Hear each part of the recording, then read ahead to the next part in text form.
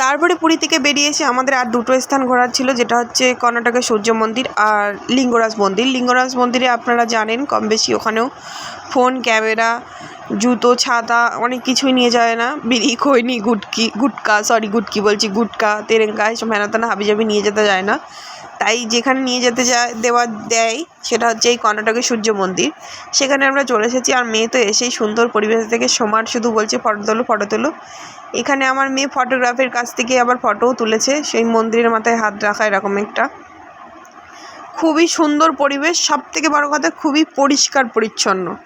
পুরী ঘুরে আসলাম, পুরীর মন্দিরের ভেতরটা যেমন পরিষ্কার পরিচ্ছন্ন ছিল, বাইরের রাস্তাঘাট তেমন ভালো বা পরিষ্কার আমার তো মনে হলো না।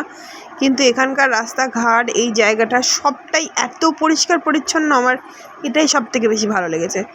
ঘাস হয়ে রয়েছে, মনে হবে যে ঘাসে বসি।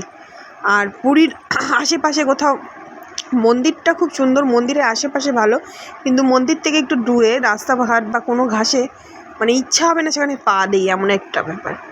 আর এখানে আমার হাজব্যান্ড বলছি না, সবটা জায়গায় ওদেরই ফটো, শুধু আমার ফটো কোনো জায়গায় তোলা নেই। আসলে আমি ছিলাম ক্যামেরাম্যান বেশিরভাগ অংশটাই, গলা আটকে আসছে, তার জন্য বারবার এরকম আওয়াজ হচ্ছে। আর আমার মেয়ে তো সমান বলে যাচ্ছে ফটো তোলো।